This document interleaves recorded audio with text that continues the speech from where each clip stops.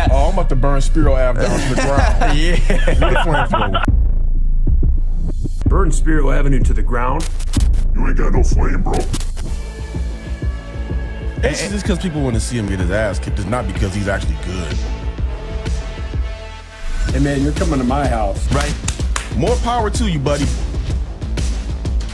You're not going to be in Kansas anymore. Come on, let's not talk stupid up here.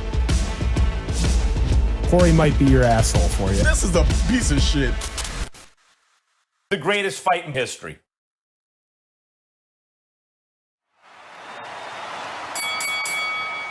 Ladies and gentlemen, welcome to the main event. Introducing the challenger in the black corner, out of preppy Detroit, Michigan, the Motown Modown Kid, the Fire for Hire, Kory Woods. And in the green corner, out of the mean streets of Bloomfield Hills, he is the ass with sass, the champ with the heat lamp. He is the heavyweight champion of the world, Justin Spiro.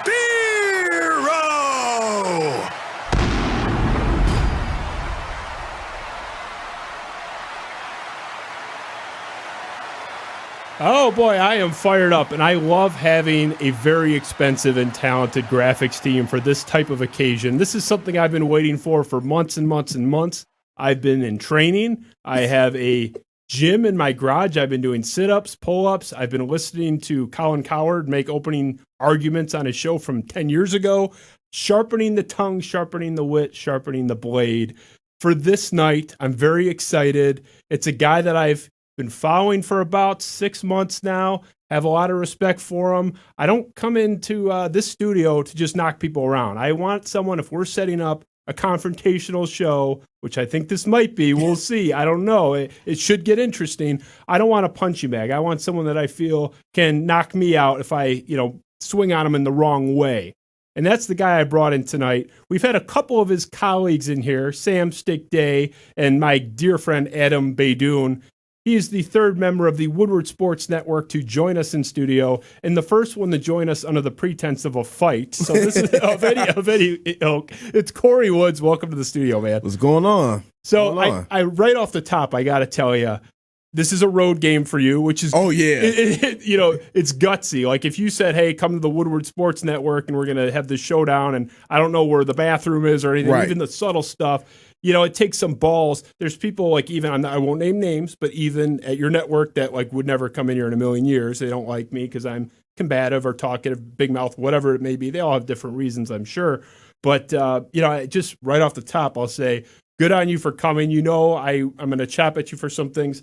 Give it back. That's fine. We could not disagree more on what I would say is the biggest topic of the day in Detroit sports right now, the Detroit Lions just generally. So obviously, not everyone watches this live, but we're a week away from the draft. Lions are on everyone's mind. New coach, new GM, whole new regime. They blew everybody out. It's considered the first real step of the Sheila Ford Hamp era. And everyone sort of has their own take on it. I have a very strong take one way, and I think you seem to be the complete opposite. So we're going to go through that. You wrote an article. I mean, gosh, it was back in February now, so now we're a couple months back. It took a while to get you in. This is why I wanted you in actually 2 months ago, but everything is still as if you wrote it today. I mean, nothing has changed fundamentally. They still hired Dan Campbell. They still have Brad Holmes. So no gotcha here. I mean, right, I told you this is what we're talking about. Yep. I'm not ambushing you with this. It was no setup. It was no leading me astray. So right, we know. Because people already don't like me, Kory. So I mean, tell Sam that I'm not so bad. Tell Sam I'm not such a bad guy. Little news flash. People don't like me as well, contrary to popular belief. See, I like you, even though I strongly disagree with you on stuff. But. Well, you know what? That's rare. I mean, that's rare in today's world. People, if they disagree with you, they like, all right, I don't like you as a person. So, I think you have been a great addition over there. I think you're interesting, even when I disagree. I mean, nothing worse than being boring. So the fact that I was so fired up and spent hours and hours and hours prepping for this, like literally just based on one article, I don't get that reaction from someone that's just like, a dummy or, it's like we disagree. I think you totally missed the mark in this article and your entire take. Look, like, you're a nice guy. This might not be a nice hour for you, but we'll see. Okay. You may have some things for me. So let's just start. But I wanted to say off the top, gutsy of you to be here. Not everyone would do it. Props to you, okay? Because you're in a small basket of people that would actually do that under this pretense. But I'm happy you're here, and I respect you and the work you're doing. And God knows I watch your show every day. I'm pestering you every day on the Facebook chat. So let's start. So you write this article. Let's throw up the headline. We'll start from there, and we'll kind of work our way down. Okay. So this is your article in February. I don't know if you're like the Detroit News where the author doesn't actually write their own headlines, but I think this is me. This is you. Yeah. Okay, so you're not going to divorce yourself from no. This article is preposterous. So the quote, the headline that opens up this entire Pandora's box of Lions nonsense is fans of the Detroit Lions should be more grateful. So I knew right away. My ears were perked up. I'm thinking, what more do you want from the Lions fans? They're grateful for what? That's kind of where I'm going right away. I mean, I don't know if this was like Sam told you something mean about me and this was an active attempt to bait me because he knew it would bother me, if this was a conspiracy to make me upset. But right off the bat, you're letting the organization off the hook, and I haven't even read the article yet. We're just in the headline. Okay. And boy, you can respond to all this, but I'm going to get you. I don't think I did that in this article. To be quite honest, I do, and I'm going to lay out why. But, okay. Yeah. Sure. I want to hear why you think so. And then fire back. So we're just on the headline, man. Yeah. Okay. So we're going to break it down piece by piece. Now we didn't include every word, but I thought what the pertinent points were. So your opening paragraph. As if the headline wasn't bad enough, I was so upset reading this as a guy that respects you and what you guys are doing. So this is a direct quote. The Detroit Lions are statistically one of the NFL's worst franchises, yet they might have the most intriguing fan base in all of sports. It stems from their delusion and false entitlement. For some reason, they think every good coach or player wants to come to Detroit, and they blame the Lions front office for not acquiring them. Okay.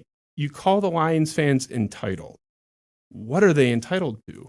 I think, here's what I mean by entitled. Are the Detroit Lions a bad team? Yes. We know they're a bad team. We know they're historically bad. I'm not going to play you like you're dumb, like, oh, we need to just go ahead and throw a parade for the Lions for what they've done, because they've had a good offseason so far. What I'm saying is, Detroit as a city is not a destination. And I think people need to realize that nobody wants to come here. Okay, let's play a game. Let's play the game. You're a free agent athlete, right? Yeah. You got a choice between two, let's say, bad franchises. The Lions and let's say this for fun of the argument, let's say Jaguars.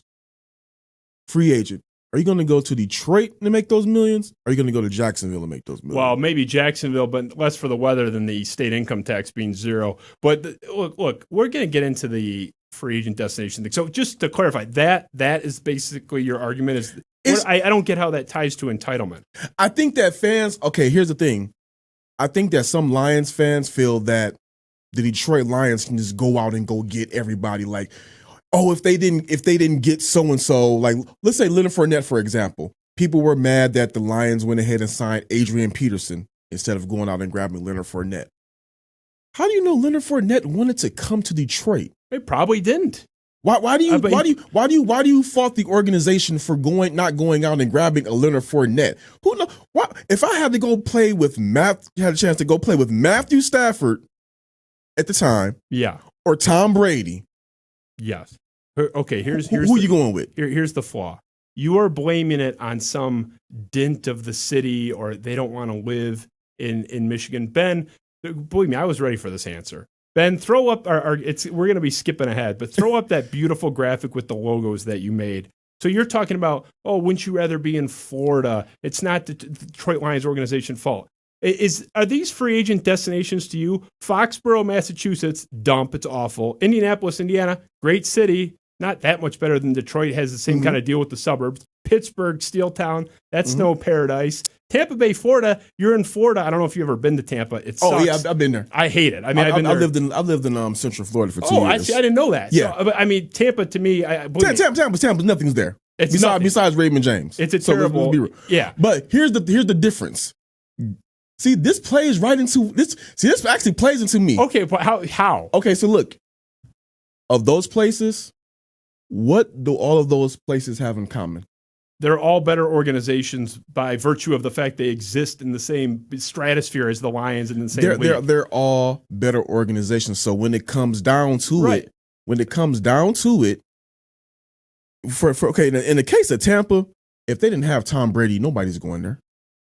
Right. Nobody's going there. I agree. If it was not for Tom Brady. So you have it on that point. There's not like the Buccaneers are a great organization. Tom Brady is a great organization. Well, they won the title in 2002. I mean, it's two more titles than we've seen. Sure. But my thing is like, when you're trying to talk about bad organizations and against bad organization, and then one is in a better, like, how can I say it? If one is in a better location for me, if I'm an athlete, and I can go to a Jacksonville and now know they're a bad organization, but I can at least have the state income tax, thing and the better weather. I'm going to go there because it's a better destination for me than Detroit.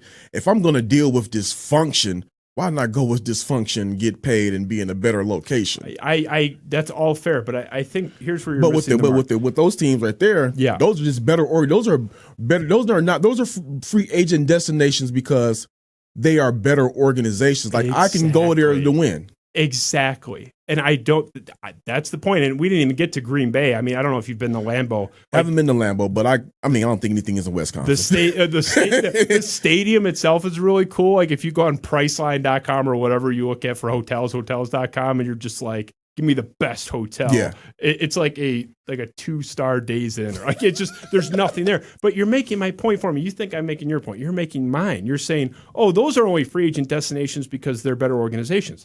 Yeah, exactly. You're saying to the fans, oh, how come it's not the Lions' fault no one wants to come here? They're a terrible organization. It's their fault that they are a terrible organization. Mm-hmm. I don't know how the takeaway is, oh, what do you expect? The Lions are asking for too much. Asking for what? Competence? One playoff win?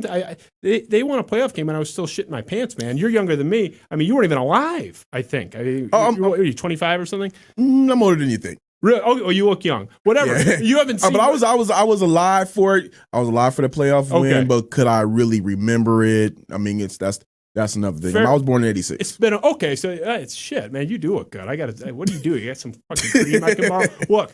The point is, they've been horrible. So you're saying, you're telling the fans that they're entitled, but your headline, and you repeat it in the body of the article, is that they should be more grateful. Lions fans should be more grateful. That's a direct quote from you. But you're saying nobody wants to come here. They'd rather go to buttfuck Wisconsin, anywhere but Detroit, because the organization is so bad. But Lions fans should be grateful. They're being ungrateful for their show of anger. I don't get how those. No, I think what I'm saying by grateful, because I remember that article. I was saying they should be grateful that people want to come here and rebuild this organization. They now have the right. With Sheila Ford now, what she's done. She's now. Oh, look here. First, I got to address one thing. Yeah, go ahead. Before she stepped in, who would really want to touch this with a 10-foot pole? Anybody that's credible. A lot of people. I mean, a lot of people. A lot of people interviewed for both those positions, man. There's only 30 of them, and they pay a lot of money. Before Sheila stepped in? Historically. I mean, but the Lions. Go ahead. I'm just saying, like, over the past couple of years, let's say a decade, nobody really wanted here. Like, we could not get those big name coaches. We couldn't get those big name talent. We had to work through the draft, but the thing is, they've done a bad job of it. Since Sheila Ford has come in, she's not. I'm not going to give her an A+ just yet. But I'm going to give her a B+, because what she's done is she's came in here and did something that me as a Lions fan, what I've wanted for a long time. She didn't sell me a bunch of BS. Her, Dan Campbell, Brad Holmes, they let us know that this is bad. They're now making this a place where people want to come. So I'm saying Lions fans should be grateful in this aspect of that. She's now getting people here of quality that want to come here. Dan Campbell, verdict is out on whether he's quality. But Deuce Staley as the assistant head coach, Aaron Glenn as the defensive coordinator. He did a great job with the New Orleans Saints. You got Anthony Lynn, may not be the greatest head coach, but we've seen his work done as an offensive coordinator, as an offensive mind. He's really good. getting quality guys like that to come in, you're getting a John Dorsey. We've seen what he's done. May not be the best at picking coaches, but he can see talent. Great scout. Yeah. See talent. Be grateful that she's doing things. They're doing things now to make the Lions a destination. Be grateful that you can get somebody. Hey, you know what? Maybe we couldn't get an Airbnb. Maybe we couldn't get a Robert Saleh. But be grateful you have a guy like Dan Campbell who said that when the job came open, hey, I want this job. I mean, I don't think that it was already reported about Robert Saleh. Soon as everything, kind of matriculated and opened up, he was zeroed in on the New York Jets job and was kind of using all of the other jobs to kind of play leverage to get that job. No, none of those, they could not get any of those top level guys. Maybe, I don't know what happened with the whole Eric Bieniemy thing. I'm still kind of confused on that one, to be quite honest. But the Lions did not want Robert Saleh. We'll get to that in a second. You don't think they did? I know for a fact they didn't. They interviewed him, and they were unimpressed by the interview, and that was a report that was out there. But also, I mean, look, I don't want to pull the, I know a guy thing. Yeah. But, I do. I'm very friendly and good friends with one of his best friends. But let's pull up the segment where he's talking about the coaches, Ben, if you can. It's piggybacking what you said, but I just want to deal with quotes, so I'm not misquoting you. Okay. Lions fans blame the organization for not landing a particular player or coach, ignoring that Detroit in general isn't a free agent destination. Heck, Dearborn native Robert Saleh, who accepted the New York Jets coaching position, is a recent example. So we talked a little bit about Saleh. I mean, It's up to the audience and you whether you want to take my word for it or not. Yeah. I think you could take my word for it, or you could walk down the streets of Dearborn and ask anybody, because he knows everybody in Dearborn. Yeah. He actually wanted to come here. We did a whole segment on the fact that he would have walked here. I mean, I saw a correspondence with him and our mutual friend that held up the text in front of me in the chair that you're in right now. He wanted to come here. Well, I'm not one to call anybody a liar, so. Well, no, I appreciate that, but even throw Saleh out of it. So, and you mentioned they haven't been able to attract marquee coaches. So let's run down the line just in sort of the recent history. Marty Morningweg, he was their first choice. That was Matt Millen's guy. They didn't settle for Marty Morningweg. He was their first choice. Steve Mariucci, desired around the league, was a hot item, also their first choice. Now, Rod Marinelli, he was not their first choice. He was third, so give you that one. Jim Schwartz was, by all accounts, their first choice. Jim Caldwell, it was sort of tied with Ken Wisenhunt. Ken Wisenhunt took the Titans job. I remember that they were, from what I remember, they wanted Ken Wisenhunt a lot more. And I'll grant that. It seemed like Wisenhunt was the favorite, and then he took the Titans job. So I'll even grant you that one. But then Matt Patricia that was Bob Quinn's boy. That was their first choice. So what is that? Four of the last six, they got their first choice. Only thing about Patricia is I don't want to discredit your argument, but I'm going to discredit in this in this aspect. Yeah, Matt Patricia was so telegraphed, because look at everything that Bob Quinn was doing. It's not like he was going out and really interviewing these coaches. He telegraphed in on Patricia from day one, and nobody else was going to really get him. There were reports about the Giants and other organizations talking to him, but nobody was really going to touch Matt Patricia besides the Detroit Lions. That's fair, but it doesn't dispute anything. He was their first choice. The Fords picked Bob Quinn, who picked Matt Patricia. That was his boy. You can't divorce Bob Quinn from the people that hired him. Yeah, he is the Lions. He's acting on behalf of the Lions, and if they were so appalled by the hire of Matt Patricia, they could have vetoed it. They have that power, and they didn't seem that bothered. The guy's shit on the field for 2 years was a joke, and your girl Sheila Forham vouched for him to come back. She wasn't that bothered by him. Well, I'll give her a pass on this aspect. Sheila Forham will bring him Bob Quinn and Matt Patricia back. Was it a bad decision? Yes, it was. We have to be fair. It was a bad decision, but in her defense, I'll say is with her first year taking the job, I think she was just trying to see how things smoothed out. She saw it. When she saw what she didn't like, she went ahead and made a move. Normally, from what I've seen, when you want to change a new regime, you'll probably get rid of the coach first and get rid of the GM in the offseason. She went ahead and was like, you know what? We're cutting bait right now. And from what just like you have a guy, from what I've been told was that had they lost that Washington game, both of them would have been gone then. Yeah, probably. And I've heard that from someone other than you too. Yeah, somebody said that, Burkett or somebody said that. It's been floating around like if they would have lost that game, it would have been done for him. So I give her the fact that probably if Mama Ford or even Dad, son, whoever's in charge, he'd probably be having himself a Marty Mormon wig one. They'd still be business as usual. She went is like, all right, look, or cutting bait, and then also too that it didn't help that. I think his name is Mike Mulholland. He dropped that photo of her right after Thanksgiving game. First thing you do is you can't embarrass the Fords. It was like hands. Yeah, so you can't embarrass the Fords. So as soon as that came out, I'm like, okay, he's got about 72 hours because I was looking at Matt Patricia's record compared to Steve Mariucci's record around the same time, and I'm like, they have about the same record around the time that Mariucci was fired. So Mariucci got fired on a Monday. If Matt Patricia is going to get fired, he's going to get fired by Monday. He got fired on a Saturday.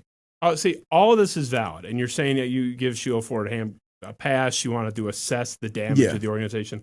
That's all fine, but I just want to rein in back to the point. You said they can't attract these coaches. They just have to take what they can get, and I laid out the evidence. In my opinion, of their last 6, they got their first choice. So they're taking scraps. They're getting the guys they want. They're not attracting high level. Those guys outside of Mariucci, and that's probably their lightning in the bottle. I think Mariucci got a raw deal. But as far as the quality of a coach, that was their lightning in the bottle. Jim Caldwell, I will too. So I'll give them the 2. But outside of that, the guys that they wanted were a reflection of them being a bad organization. Right. So we circle back. So again, this isn't you can't blame the Lions. They can't get the guys. Have you seen Detroit? It's not as nice as Miami. That's all valid, but you're letting them off the hook. That's the theme of what we're talking about. You're letting them off the hook. You should be crushing them in your articles. I don't think I'm letting them off the hook. I'm judging them on a case-by-case basis. Right now, I'm judging them because they're doing good. Based on what? They haven't done anything. Dan Campbell said some cool stuff at the press conference, and we all bought T-shirts. That's all you're basing it on. But the thing about it is, look, how long have you been a Lions fan? I'm 34 years old, so about 32 years. Damn, we're around the same age. Okay, so yeah. So you've been sold the same bunch of caca I have our entire lives. Yeah. Outside of his Hulk Hogan, Macho Man, Randy Savage moment, did you at least feel like, okay, this dude is not giving me coach talk. He's not trying to say a whole bunch of coach jargon at me. He's speaking just straight up football at my level. Yeah. Great guy. Love to have a beer with him. Have no idea if he's a good coach or not. We'll get to Dan Campbell in a second. I want to finish. I promise we're going to spend plenty of time on Dan Campbell. I want to finish on this free agent spending thing really quick. Mm-hmm. So, I think you're painting this picture of nobody will come here. The Lions, they're sitting there holding the bag. There's nothing they can do. So we actually like doing research on the show, and I like to know just so I'm not in here making an ass of myself, which I already do kind of enough anyway. But I did a 4-year average, just Olympic cycle. Ben, if you can throw that up for the viewers at home. So this is Detroit Lions free agent spending the last 4 years, and their rank in the NFL. 2017, 5th, 2018, 24th, 2019, 13th, 2020, 11th. Now, that's not Daddy Warbucks, but it's a 4-year average of 13th in the league. It's a 30-team league. By definition, they're spending a little bit above average. They're in the top 50% of the league. So this isn't some team that's holding the bag, begging someone to take their money. Please, like an old babushka lady. Oh, no one will take the Lions' money. Trey Flowers was the consensus number 1 free agent on the market when he signed, almost 2 years ago now. He was the number 1 free agent listed on ESPN.com. They got him. We've demonstrated factually in the last half decade, they're top half of the league in spending. So I don't get this, it's not a destination. They're signing more than 17 other teams in the league. They signed the top free agent in the class 2 years ago. I just don't get how that jives with what you're saying. I'm lost. You gotta get me on the lost here.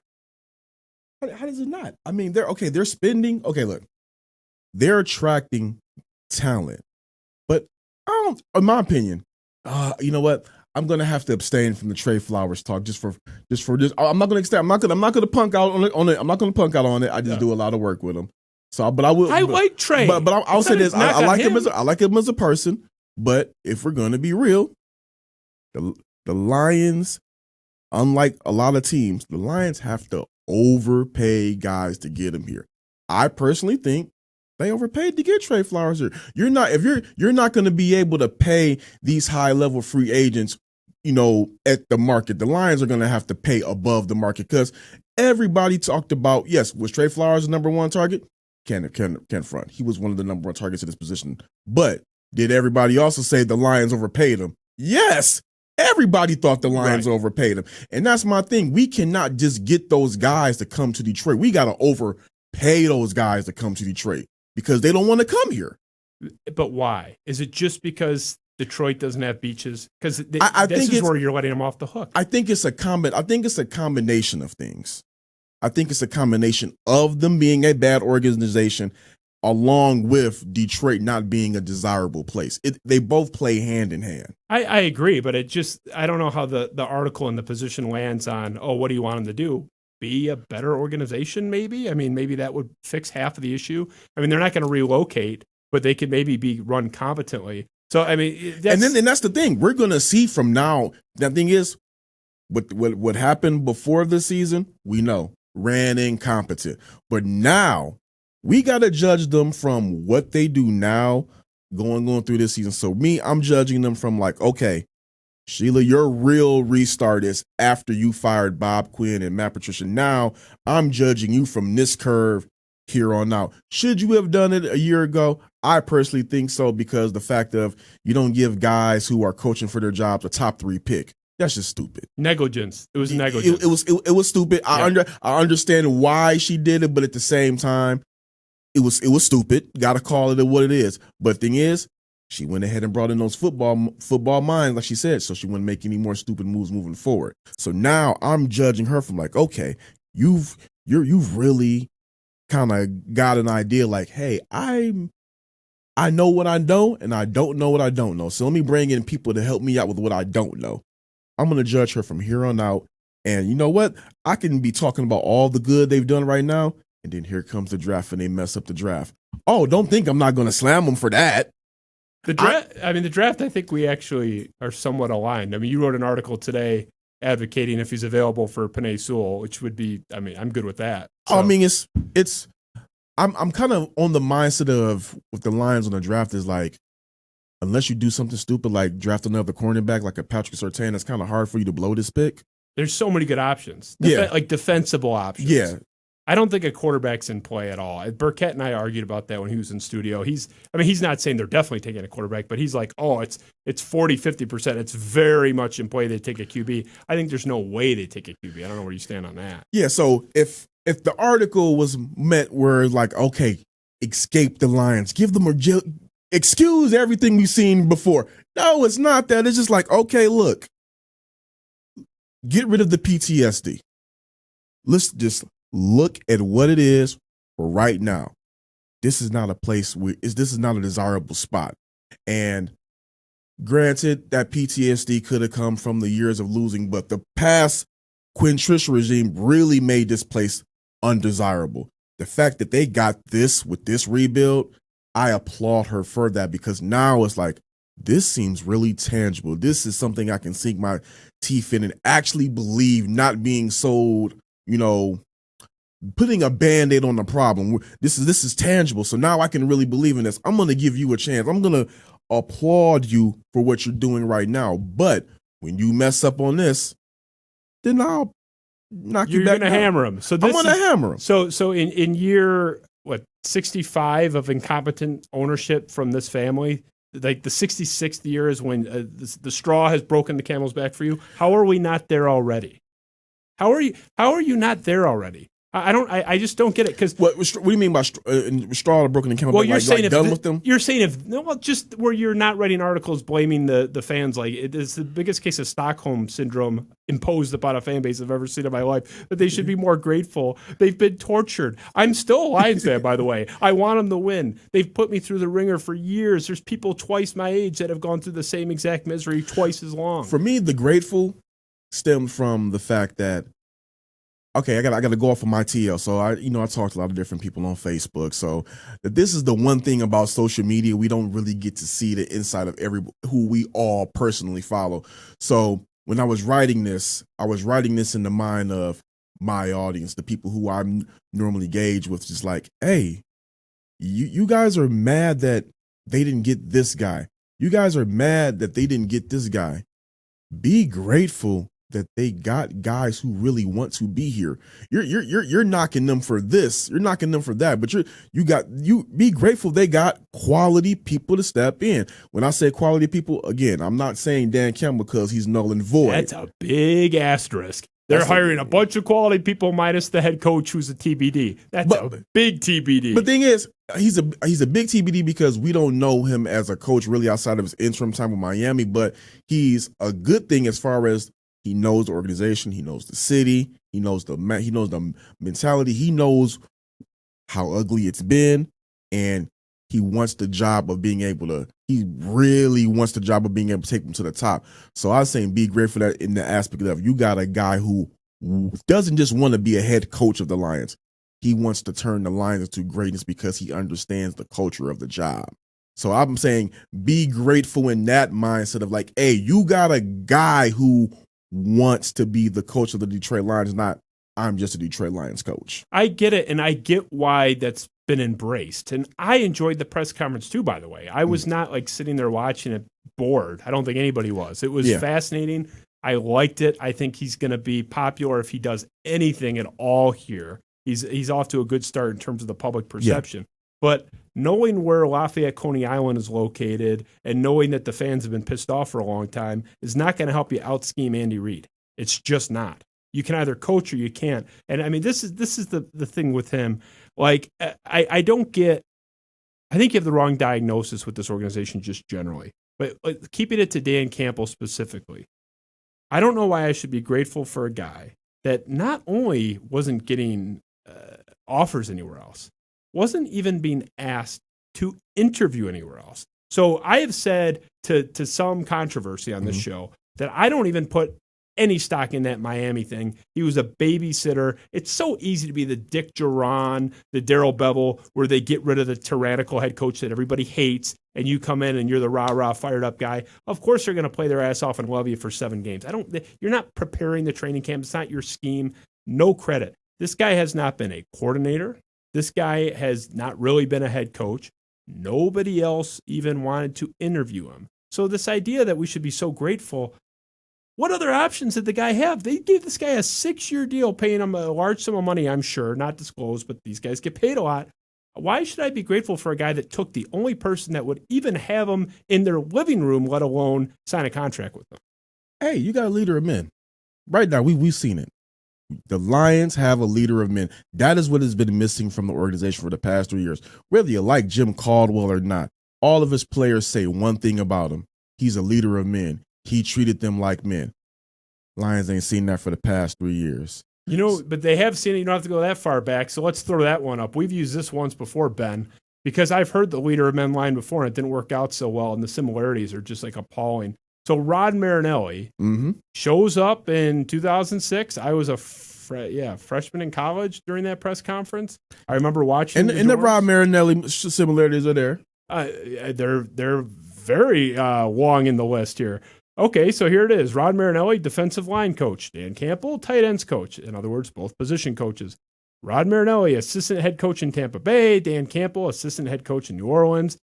They both had no head coaching experience really to speak of, known primarily as motivators, not as schematics, not Sean McVay, not even Eric Bieniemy, who has a good reputation for schematics, not a brain by any means. They both had rollicking tough guy press conferences. Rod Marinelli shows up, greets everyone. I don't know if you remember this. I thought you were younger, but you might. He says, good morning, gentlemen. And he's talking about there's one voice for discipline, me. I am the law, giving the whole Denzel Washington. Yeah, he gave the whole, the rival speech. But and no other job offers like Dan Campbell. So we've seen the leader of men that with no experience. But think about it is, did you like Rod Marinelli's staff?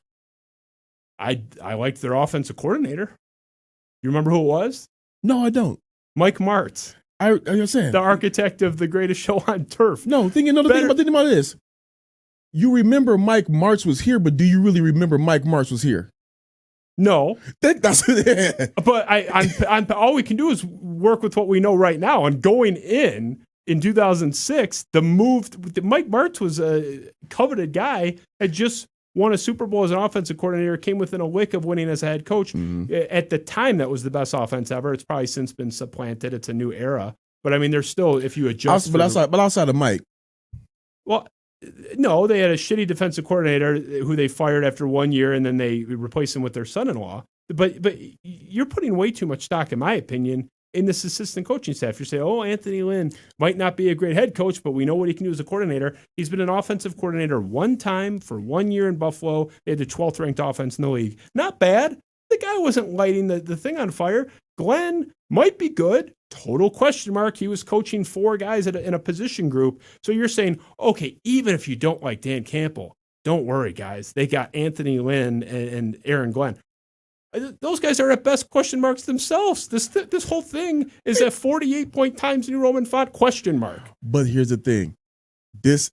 You got to put stock in their assistant coaching staff. You just have to. Because the thing about it is, look. The past few years with this Lions coaching staff, with Jim Caldwell.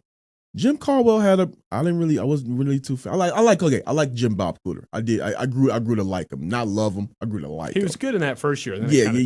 Because I didn't love him, but I liked him. Hated Joe Lombardi, but Jim Caldwell was a good coach, and he had a pretty. I would say he had a pretty good staff.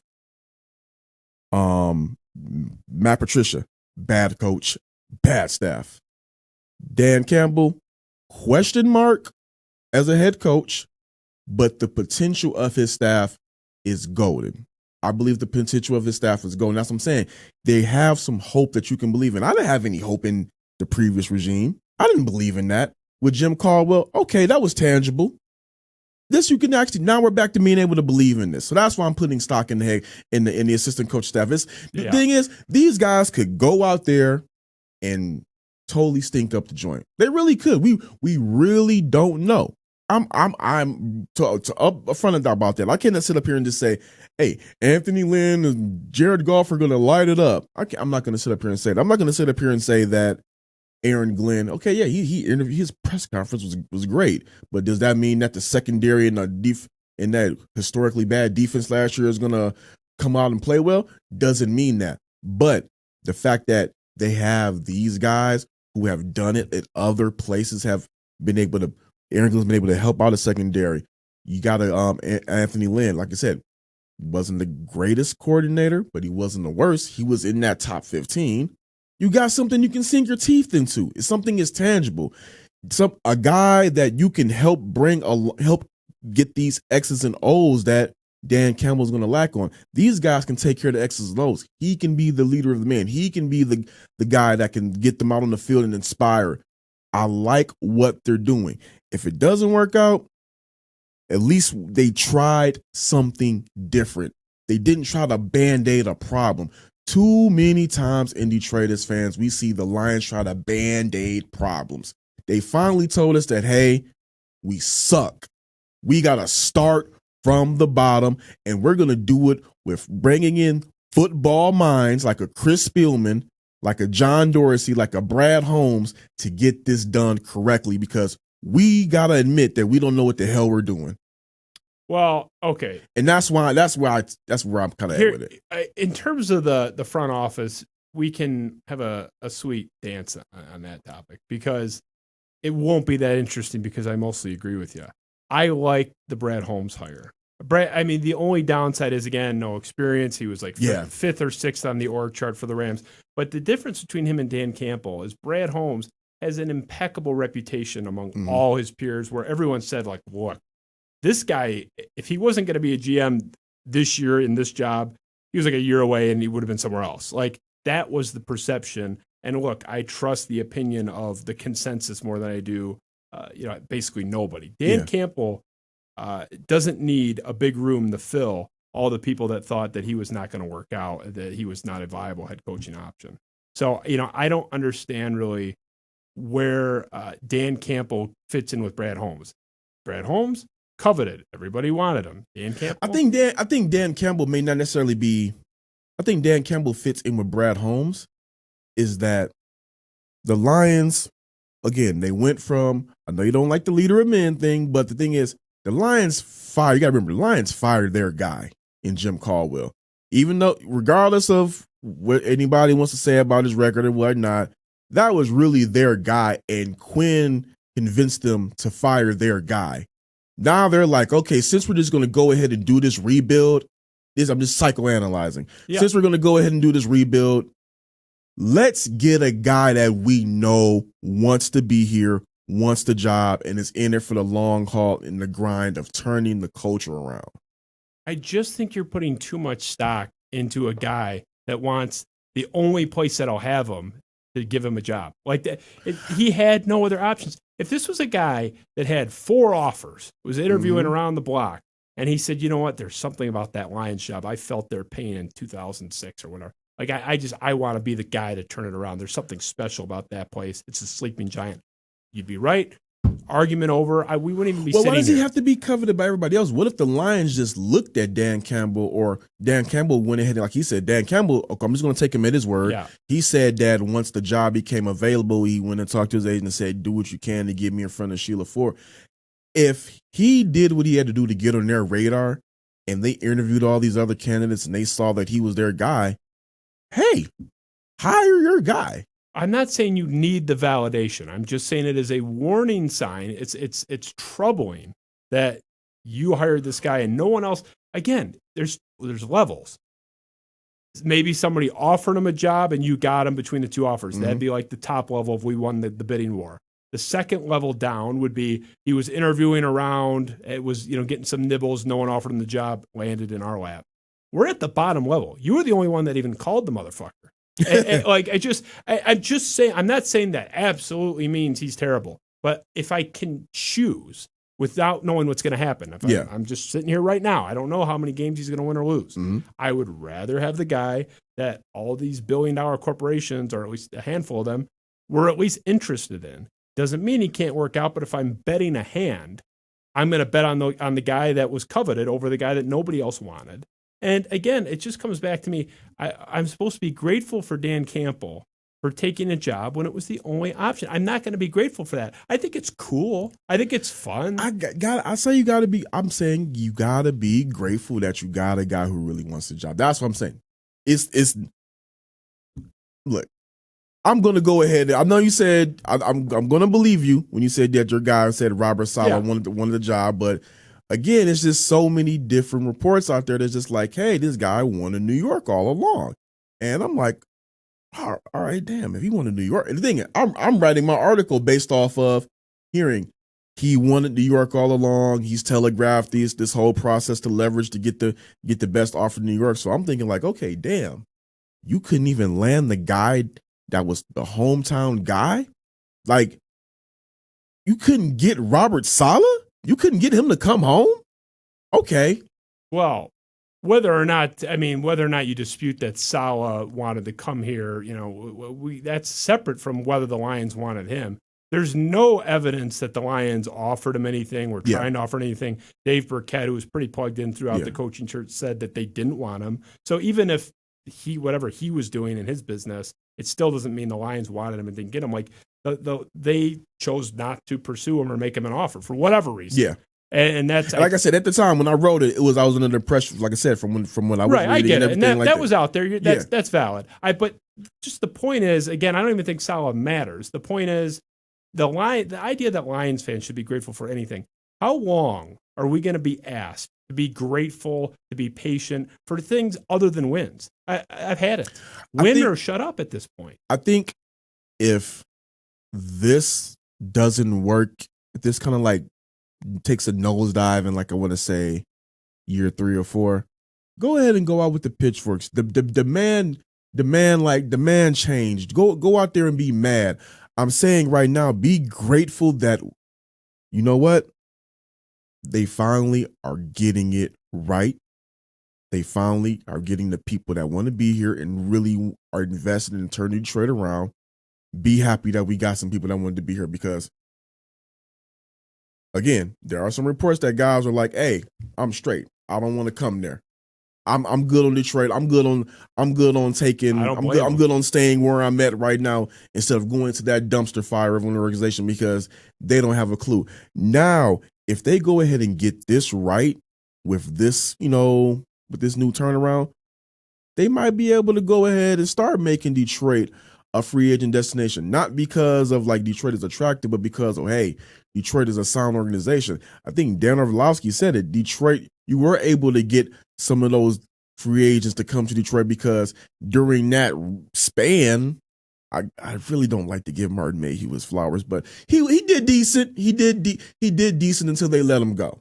He did decent, and Detroit was a place where you could get a guy like a Reggie Bush to come here or Nate Burleson or whatever. You were able to get some of those not great guys, but some good guys that can come and help turn the organization around.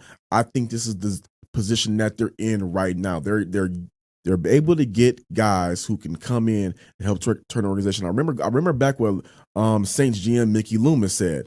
He said Dan Campbell's going to be the type of coach that other coaches are going to run to Detroit and flock to Detroit and want to coach for. I have never seen the Lions, whether these coaches pan out or not, never been able to see Lions poach in-division coaches. I've never been able to see the Lions get guys to come to Detroit on lateral positions. Not promotions, lateral moves. So I'm like, okay, they're getting it. Let's just ride this wave and be happy that they finally got it, because we've seen it so long where they don't got it. Let's be grateful they finally have gotten it through their thick skulls that we need to just do a true rebuild. That's where I'm at.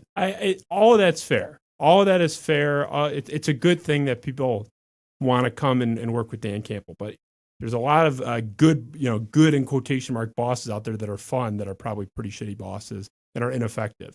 So he can have the most rollicking, raucous, fun, high energy practice facility in the history of the NFL, and it won't mean a damn thing. At the end of the day, he's going to have to go. And look, I don't care about 5-11, 6-10. Yeah. I think he'll be better than Patricia just because they're going to play for him. Yeah. So, but I'm not throwing parades for that. I want playoff wins. I'm not going to get into. You guys had a Woodward Sports thing. Adam and Stick were about to fight each other on playoff wins, but that's my bar. And my thing is, that should be your bar. Yeah, playoffs should be your bar. If Dan Campbell does not get it done, hey, get him out of here.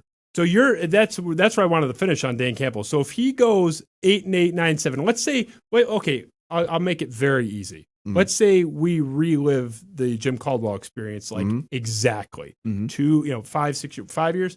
2 wild card appearances, get blown out on the road in both of them in the first game. Mm-hmm. That's the only, no division wins. We have that 5-year Dan Campbell period. It mimics Jim Caldwell's to a T. Did Dan Campbell do a good job? No. I mean, he did. Okay. Did he, and if we're making the Jim Caldwell era, did he bring them out of the doldrum of being a crappy organization? Give him the credit for that. Yeah. But if he plateaus, hey, get him out of here. Okay, that's good. I just wanted that because get him out of here. Because I'm not going to give him. I'm not going to give him a pat. You can't accept mediocrity. At the end of the day, you can't accept mediocrity.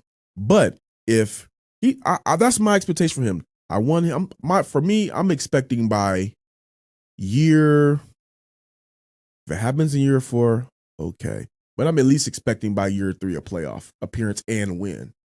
By year 3, yeah. I mean, that'd be great. I mean, shit, especially for this organization. I'm glad that's on the record, because despite everything you've said, there are people out there, you stand next to one every single day, that romanticize Jim Caldwell. It's like he was just so wonderful, and you can't say anything bad about Jim Caldwell. And it's like, just because he's better than the dumb fuck that came before him and after him doesn't mean he's good by any NFL objective measure. He was okay. No, I think Jim Caldwell was a good coach. He wasn't a great coach, but he was a good coach. And I think what me as for some Lions fans, or me personally, I like Jim Caldwell. I think that Lions fans thought they were too good for good when we've seen below average for so long. I was always of the mindset with Jim Caldwell, so we can have this on record too. I was always of the mindset of give him After that 4 years, give him a 2-year extension. He doesn't make the playoffs or get a playoff win in that next year, then fire him. So that way you don't make him a lame duck coach. Yeah, I was never on the, and the thing is, if you want to fire Jim Caldwell after the 4th year, fine. Go ahead and do it. But you can Facebook search this. You know how to use the Facebook search. Oh, yeah. You can Facebook search this. I said, firing Jim Caldwell to hire Matt Patricia is not the answer. You want to fire Jim Caldwell? Fine. All right, whatever. You don't fire Jim Caldwell to hire Matt Patricia. You would have won that one if you knew me at the time, because I actually liked the Patricia hire. So we'll retroactively give you the W. Yeah, you can look that up and screenshot. Facebook. I believe you. Yeah. I can't do that anyway, though. You're in Facebook jail, aren't you? Yeah, I'm in Facebook jail. Yeah. We'll do that tomorrow when you're acquitted or I guess released on because bond. the thing is, I haven't seen enough. I didn't see enough to bring him here. I really felt when it was Matt Patricia, I'm like, yeah, other teams are talking to him, but nobody really flew Matt Patricia in. Nobody really coveted Matt Patricia. Bob Quinn it was as telegraphed as picking Jeff Okudah at number 3. Everybody knew he was coming here because of his buddy. So why? So now you do care about nobody wanting somebody that the Lions hired? No. That was a buddy job. That was just like, hey, I'm gonna take care. I'm gonna take care of you when I get over here, right? Well, I don't. Yes and no. I don't think he said he's just hooking his buddy up. I don't think Bob Quinn would tie his career to, I got to do it my friend a solid. I think he really. It looked like it. No, it looked like it.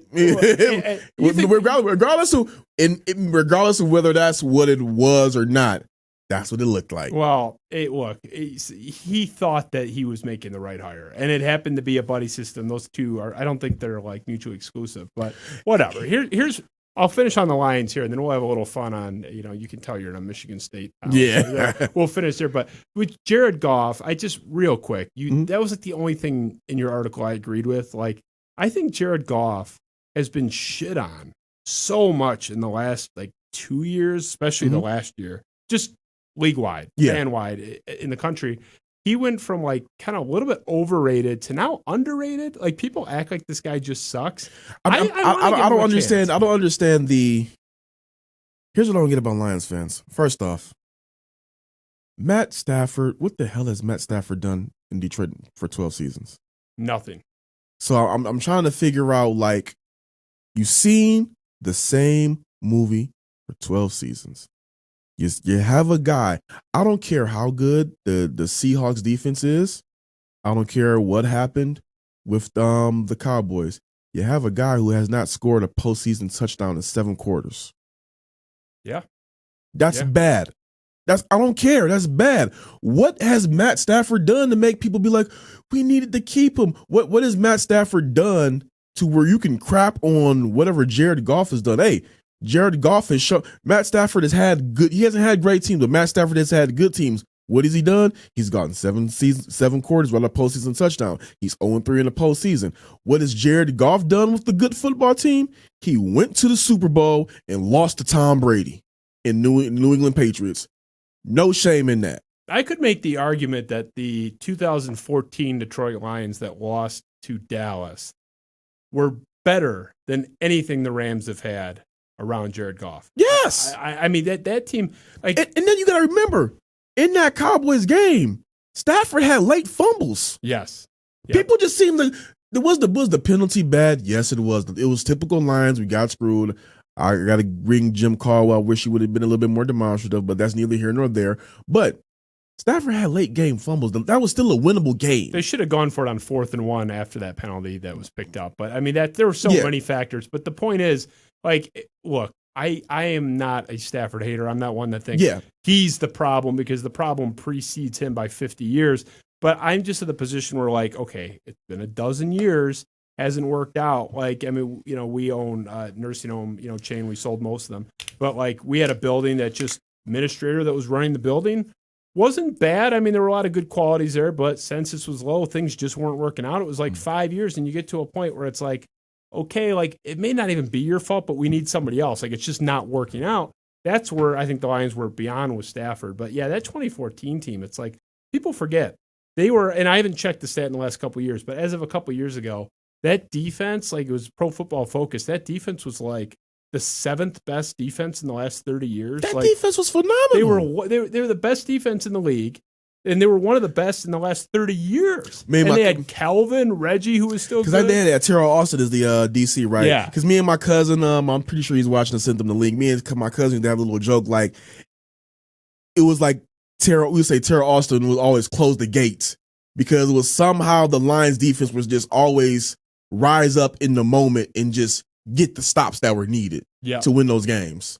I don't know how you don't win. And for the record, what was that game, like 24-20? It's not like the defense. Yeah, it was 24-20. They didn't get lit up. I mean, it's like the offense, feel free to score, especially, in the just outside of the red zone at the end to clinch the game. That game was so bad. But the point is, look, that was 1 year. Stafford's been a part of some really shit teams too. But at least for 1 year, that team had one of the best defenses of this era, like statistically ranked, just objectively one of the best defenses, and a Hall of Fame first ballot wide receiver, Calvin Johnson, a still at the time very good Reggie Bush. I mean, they had who was that? Who was the second receiver? Golden Tate wasn't there yet, was he? I mean, it was a loaded team. Maybe it was Burleson. I can't remember. And they didn't do anything. Nothing. And it's not like they lost 48-41 or something. Like they couldn't move the ball for the most part in that game against a non-elite Dallas defense. By the way, I was at that game. I hate to tell you, but that was that was awful. But it's just I think Jared Goff deserves a chance to see what he can do. I talked about it at length with Dave Burkett.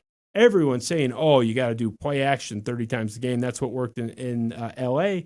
Not really. You look at what he did in college, what he has said on the record. He prefers like pro style shotgun. That's what he excelled at out of college when he established himself as the number 1 pick. So I don't think you're married to this heavy play action thing either. I'm not saying he's great, but I don't think he's bad. He's good. Good. A good QB can get you a playoff win. A good QB can get you a Super Bowl. Lesser guys than him have done. I mean, Jared Goff has proven that if you surround him with good talent, he can win. That's why we may disagree on this or not, but that's why I'm like trying to tell Lions fans, it is in the best interest of the Lions that this Jared Goff thing works out. If this Jared Goff things work out, you can do so much more with those picks. Oh, yeah. Because otherwise, now you're looking at trading all those picks to move up to get someone to replace him. I think that's the basket you probably land in. Yeah. But do I think he's an A+? No. Do I think he's ever going to be top 5? No. But if he can reestablish, because he's already been there for a couple of years prior, reestablish himself as like 10th, 11th, 12th best quarterback in the league, you're fine. That's fine. He can get, and that's good. That's good enough to get to a playoff win, good enough to get to NFC Championship. Who knows? I don't want to buy. You know what? Let's go there. It's good that we've seen lesser QBs get to Super Bowls. Yeah.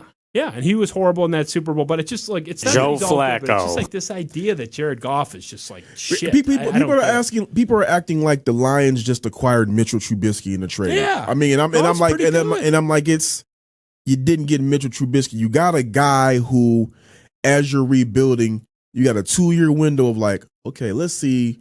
We're moving on from Stafford. Goff is 26 years old. Let's see what we got out of him for 2 seasons. Heck. Even if you just want to cut bait after 1 year, who knows what they do in the draft if they get a quarterback or not. We don't know. But if they don't get a quarterback, you're pretty much locked in with this guy for the next 2 seasons. After that, you can cut bait. And everything that you're drafting, the incoming QB is going to benefit from that anyway. Absolutely. So totally I just don't understand. Like this was like the smartest move.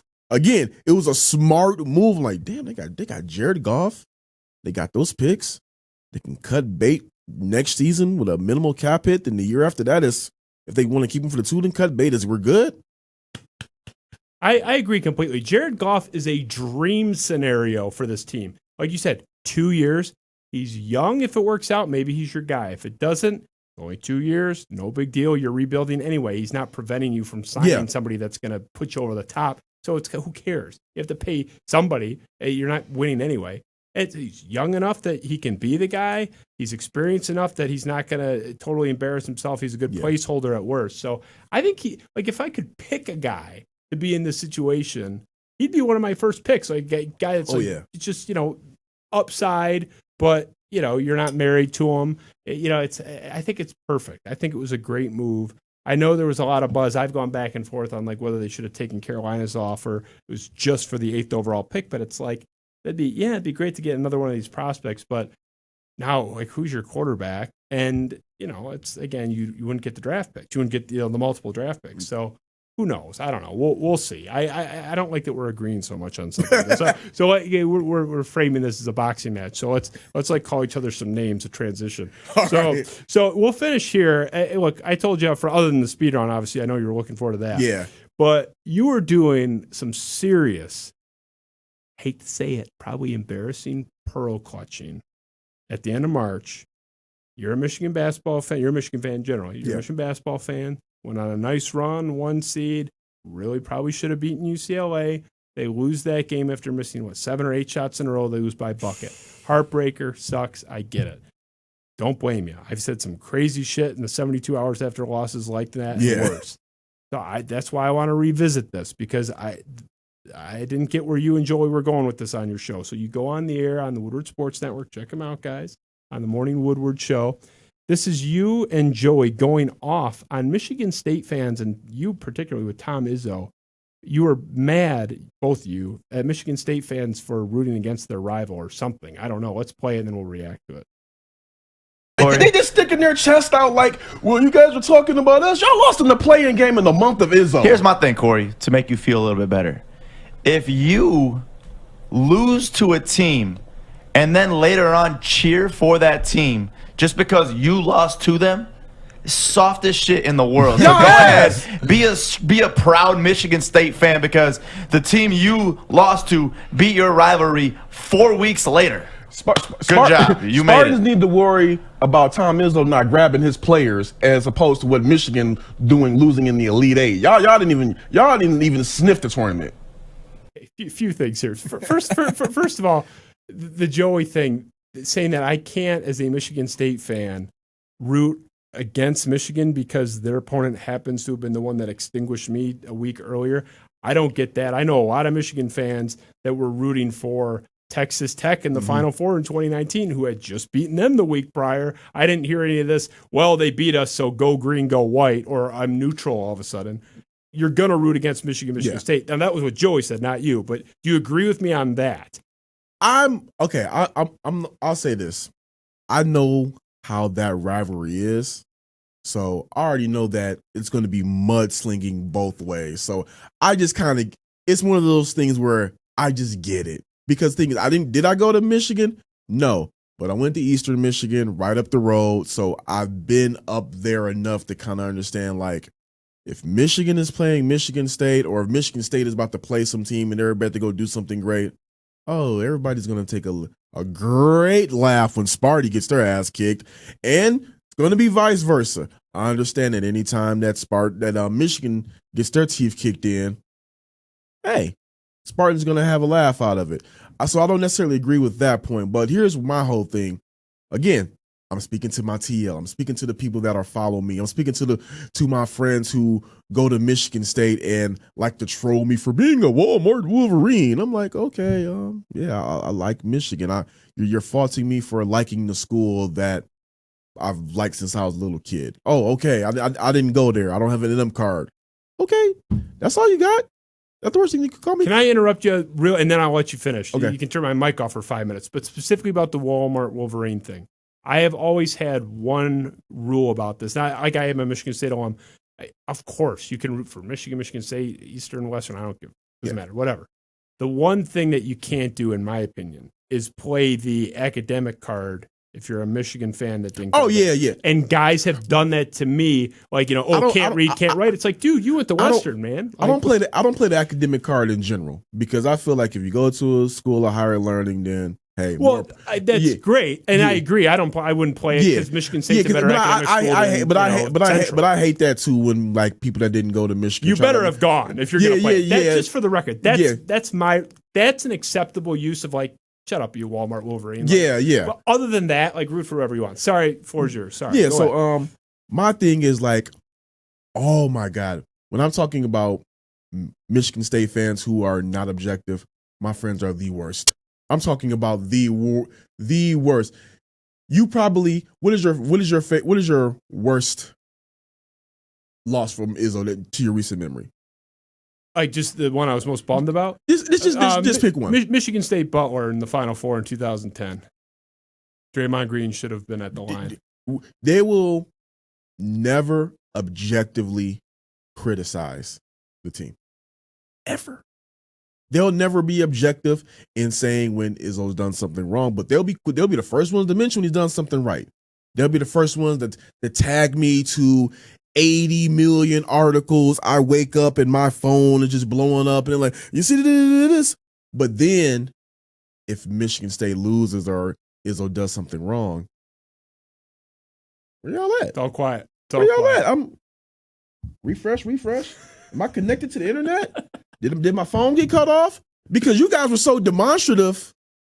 You guys were so demonstrative when you win. You're so demonstrative when you're doing good.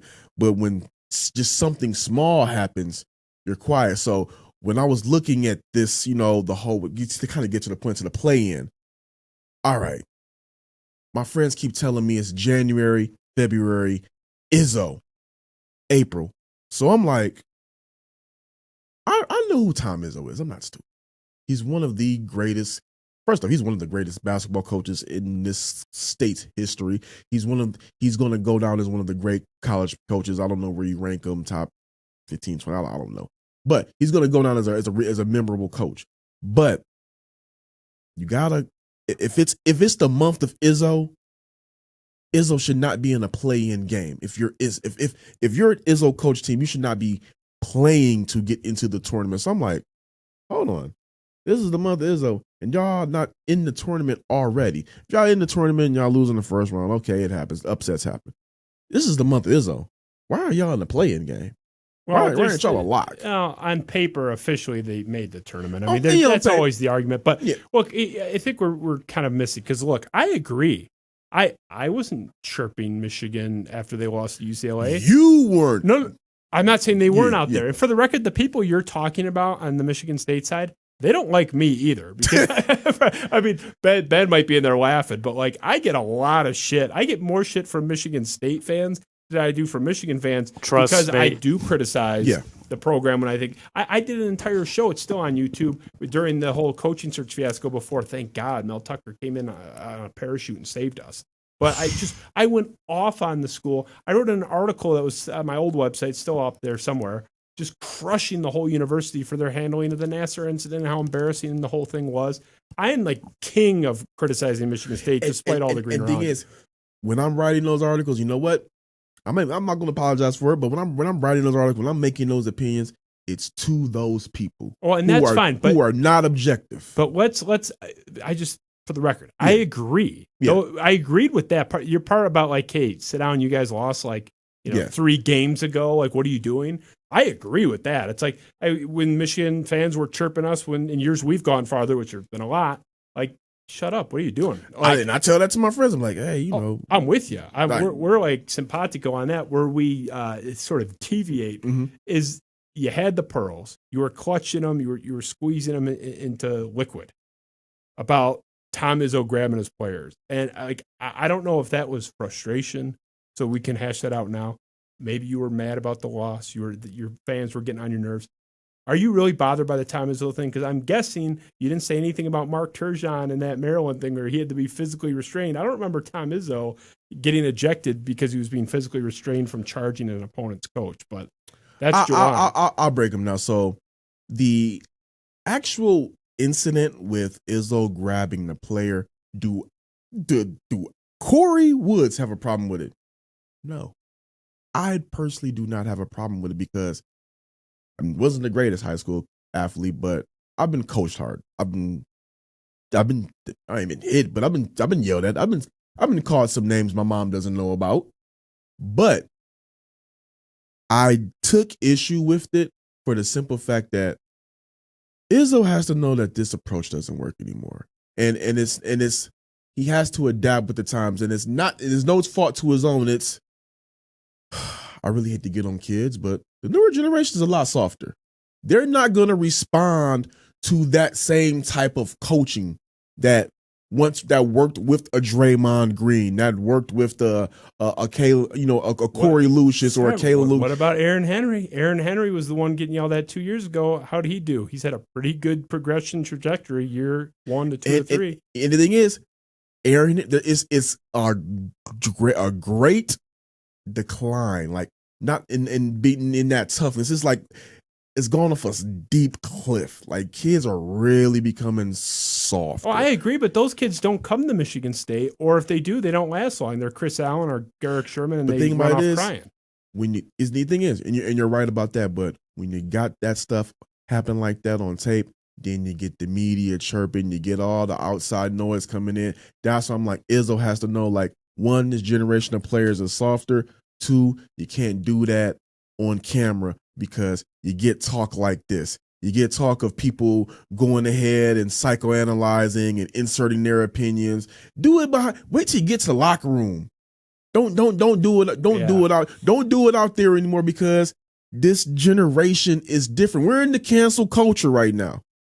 They were ready to cancel him. Me, I was just like, hey, you need to worry about not grabbing your players. You already are in y'all need to worry about Izzo not grabbing his players because he's already in a bad light.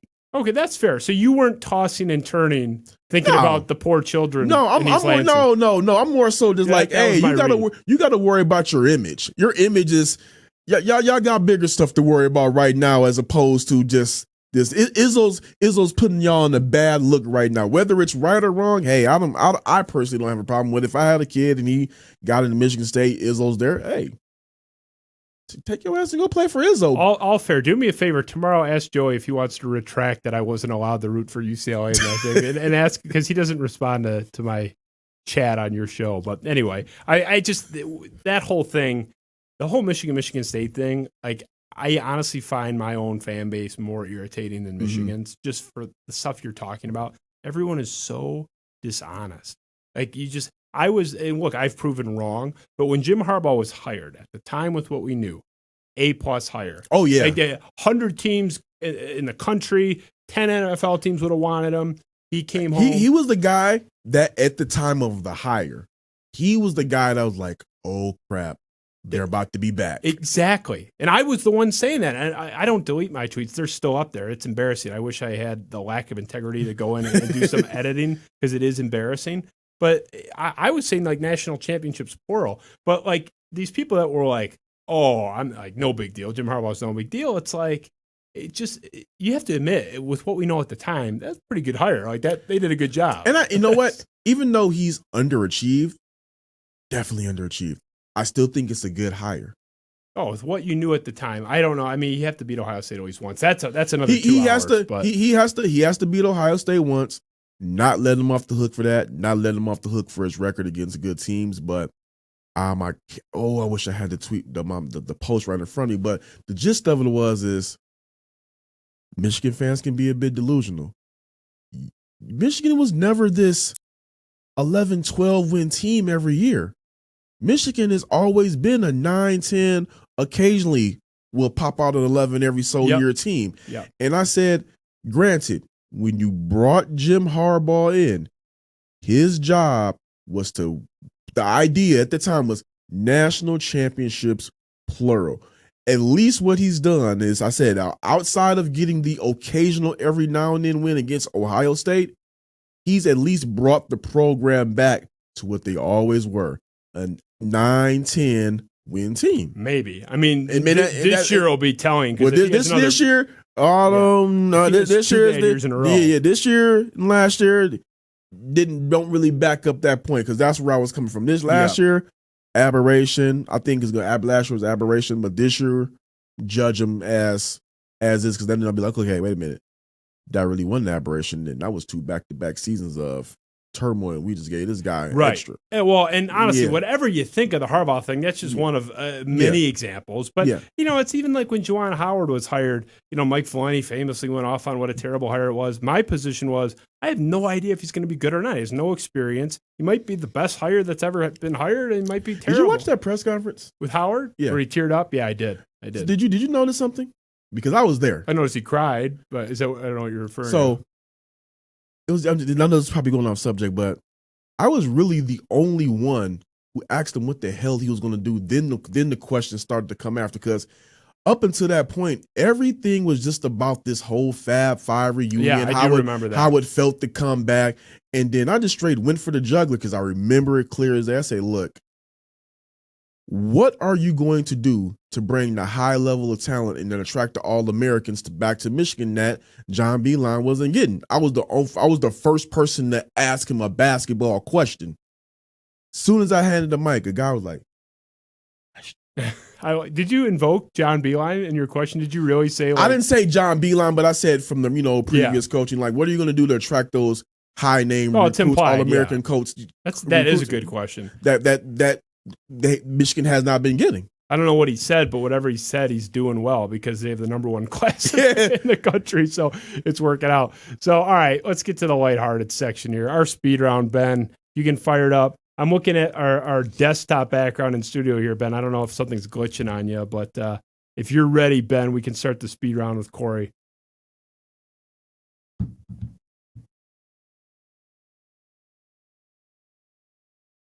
We'll rip it graphic free. Oh, are we getting it, Ben? Ben's having an aneurysm back here.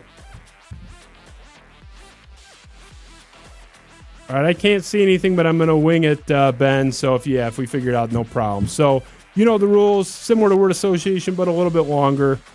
I'm going to start with the sad one for me. I called your show last week and expressed how sad I am about the Deshaun Watson situation. Mm-hmm.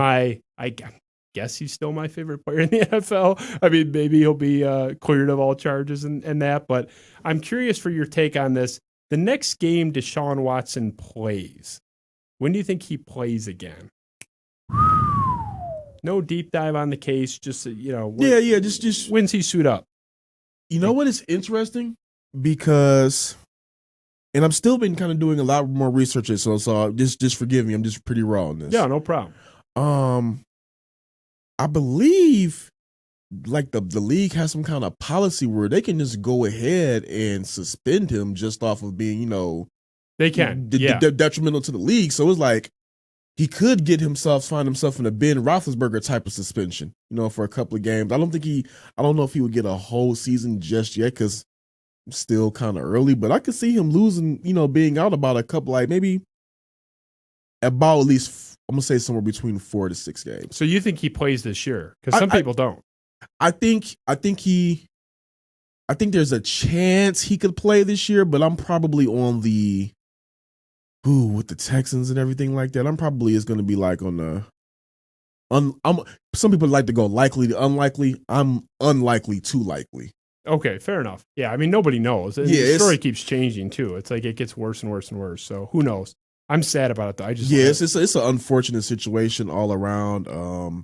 I wish that we all knew more to kind of really have a good feeling about the situation on either side. We don't know where to go. Yeah. It's just like we're just sitting here, twiddling our thumbs. It's nothing because what I said, and I've said this before on the show, it seems like on both sides, it's a lot of mudslinging instead of just, hey, this is what happened. We're just slinging mud, calling each other names. We're not really getting into the meat and potatoes of what actually happened. I just hope we see like some actual evidence. It's still, because I'm not going to defend the guy if this is allegations are true. No, hope he never plays again. It's just a bummer. I just love them. Been rooting for him since the Clemson days, and it sucked. So anyway, what current NBA player, playing right now, takes the final shot for you? You're coaching the game. Your life depends on it. You can pick anybody on the planet active right now.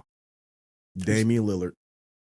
Well, not a bad choice. I mean, he'd be in the top 5 on any good list, right? Yeah. It's a good choice. Damian Lillard, good choice. The worst thing about sports is off season. Yeah, it's just the lack of sports. The lack of sports. That's an interesting spin on that. That's good. I'm curious for your take on this one. You've gone a little political lately on your show. Donald Trump.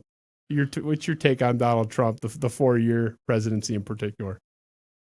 House of Cards-ish. House of Cards-ish? Just in the terms of corruption? I've never watched it. I know the premise. Oh, okay. Then I'll just be real. I think it was a sideshow. Okay. Whether you like the guy or not, it was a sideshow. It's definitely a sideshow. For the record, I was 0 for 2 on voting for him, but so not a fan. Okay, you're Detroit sports bodyguard. So you can pick anybody, active, retired, whatever. Just that you're walking around, you're at a club, you're super famous, you're Kory Woods, people are bugging you, someone steps to you. You can pick any Detroit athlete, former, current, doesn't matter, as your bodyguard. Who's got your back? Ooh, I'm going Rick Mahorn. Great choice. Even now. Real quick story. I used to intern for the Pistons for the 2007-08 season. A lot of bad memories from not a lot of bad memories. It was a bad memory to my last day, but neither here nor there.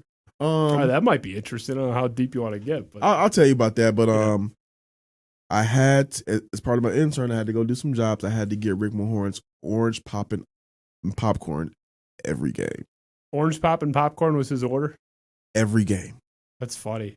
It's like orange pop is like a kind of like a random Yeah. go-to beverage. I mean, it's like, what was it? Keenan and Kel. Is it Kel that loves orange? Who loves orange soda? Kel loves orange soda. That's like the only other guy I know that drinks orange soda that's like above 10 years old.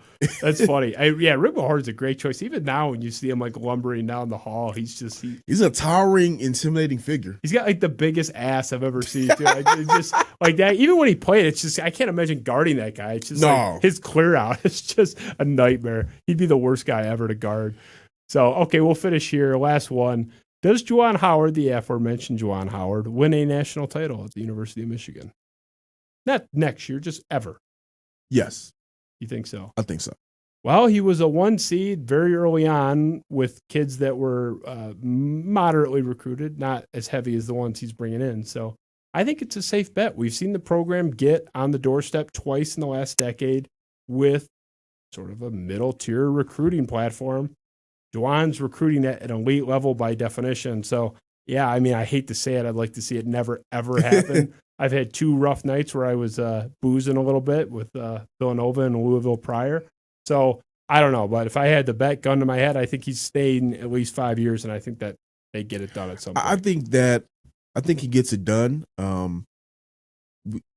First off, you got to upgrade your expectations. So as the year went on, I'm not going to sit up here and act like I didn't expect him to win a national title. At one point this season, I expected him to win a national championship, but nobody expected him to win a national championship before the season started. And I think to take them from where they were to where they went, that's damn good in 2 years. They were supposed to be like 6th in the conference.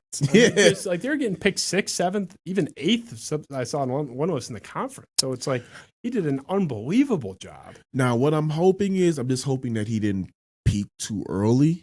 But I don't know if that's such a thing. That recruiting class looks pretty but sexy, I'm saying I'm saying it looks good. So hopefully I don't want to give any predictions, but I think he gets it. I don't want to give a year prediction on when he's going to get it done. But I think that he gets it done before he dips out. I don't know if he's going to be one of those Coach K type guys who stays there forever. But I think that he would like to get him. I think that he would like to, or he will try his damnedest to get a national championship before he leaves the program. And not just out of love for the program, but it sort of closes that circle where they really should have won that UNC national title. Yeah. Like his sophomore year. They were the better team and just didn't get it done. But yeah, I agree. But if any NBA team is interested in Juwan Howard, I highly recommend him. He's very good, so please take him out of the state, so I don't have to worry about him ever again. The guys, I never thought I'd see Michigan be pulling these type of recruits. It's like fuck. I think also too. I think that he would stay for a while just because they just keep on doing pretty good under him and getting these recruits. He's going to have ultimate job security. Oh, yeah, he's not going to. He would have to literally leave. He's done more than Jim Harbaugh's ever done. Oh, and, won a conference, something Harbaugh's ever done, and, Harbaugh's not getting fired. Yeah, he got extended. So, Juwan Howard is about as safe as you can be. Well, dude, you did a great job. We framed it as a boxing match. You punch back. You did great, man. I mean, I'm glad that you didn't call me any names, which is good. Oh, no, it's I only call the names when it's just like it gets like super nonsensical. Like, what the hell are we doing here? We try to keep it somewhat on point. I mean, for the record, we flat out disagree. I mean, even we had very little common ground. But we'll see. I don't have the optimism that you do. And this is one of those cases. Like, look, I hope I'm wrong. And the thing is, I could be wrong. It could be blind optimism. I could just be like, you know what? In 2 or 3 seasons, or even heck this season, be like, dude, remember what you said?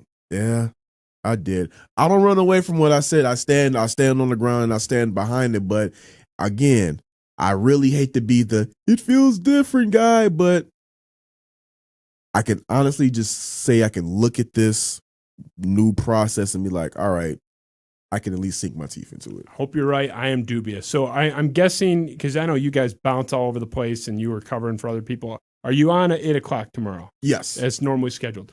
So if you don't watch this guy, you should. He's awesome. Woodward Sports Network, digital, they're YouTube, Facebook, Twitter, all over the place. Twitter. I don't use Twitch. I don't know what that is, but they're on Twitch too. So check them out. You're 8 to 10, Monday through Friday. You guys bounce around a little bit. We've had if you include McCarty, we've had 4 of you guys in now. Yeah, so got to include McCarty. Yeah, he wasn't with you guys at the time. Okay. I mean, maybe that's why he's kind of like, he wasn't joining you yet, but when he had been on. But yeah, obviously having had a third of a dozen of you in here, I like what at least some of you are doing over there. So I definitely recommend people check you out. And I really liked watching you, and even when we disagree, I like when you bring it. I think I messaged you pretty early on when you took over the slot there, just saying like, hey man, keep it up. Like, if anything, show a little more. You got so much to offer, and it's been fun watching. And this is my. I've never before getting there. I've always writing my articles and be on social media. I've never been on the mic or had to know how to speak into a mic or find the camera before getting there. So I love Woodward Sports for Woodward Sports and Chad for and Stick and Sam and Adam for taking a chance on me. Well, I'm happy they did too, because I'm a big fan. Everyone knows Adam is number 1 in my heart over there, and he cannot be supplanted. But you're my number 2 comfortably. So, all right, I'll take number 2. Yeah. No, I really like watching you and what you're doing over there. So keep up the great work. Everyone, check him out. We have been a very consistent, steady stream of great content. I have loved our guests this year. They have been awesome. So thank you to everybody watching. We are growing too, just like they are in their quaint little studio in Birmingham. Not anything like the palace we're in here. Maybe I have those reversed. I don't know. I think I love our studio, man. You guys got to come whenever you come down to Birmingham. Our studio is I love your setup here, but hey, I love home. Nothing beats home. Well, your home's a little bigger than mine. So, yeah. Mine is like I got my kids running around in the background. This is the nature of a basement. We're like the Wayne's World of Detroit sports shows here. But there's something to be said for my commute to the show. It's very short. I walk downstairs. So yeah, I got you. That's the one metric. You got me there. But you know what? Once I go ahead and get my bag, I'm gonna go ahead and move into Birmingham too. So I don't blame you one bit. Birmingham, that's a great stopping ground. So they had Kory Woods, Woodward Sports Network. Thank you for joining us, man. It was a cleaner fight than I thought. I was ready. Ben was like, screaming expletives to get me fired up in the corner right before you arrived. I had a towel over my shoulder. I was ready to go. Are you? I was ready. I was, like I said, I was gonna come in. I wasn't going back down. I was gonna hold my ground and state my opinions and just hold tight. But I ain't got to get dirty. I can just come in here and make my point. Clean fight. No low blows, no kidney punches. So will you be back? That's the question I always ask. Did I terrify you? Did I petrify you? Did I smell bad? As I always tell everybody, I cannot go where I'm not invited. Oh, you're always welcome. So when the invite is extended, I'll be back. Love it. Hopefully we'll get a quicker turnaround than 4 months. You were in high demand. All right, Kory Woods, Woodward Sports Network. Thank you to our producer, Ben Augusta. I always say Ben and Eric Williamson at home in his boxers on his couch. They do about 97.3% of the work. I just sit here and yell at people across from me. So, love them for all that they're doing. Love our audience. You guys have just been great. We are in a linear growth here, which we really appreciate. Every show, for the most part, has been bigger than the one before in terms of the spread and the viewership. And occasionally you get the Michael Stone, Andy Isaac that does 70,000 out of nowhere. But we're on a good trajectory, and that's all you guys. So thank you to you, and I will keep boring you and talking and whining about all Detroit sports teams until things get better. No promises that's coming anytime soon. This has been the Spiro Avenue Show. Thank you again to Kory Woods. We'll see you tomorrow, man.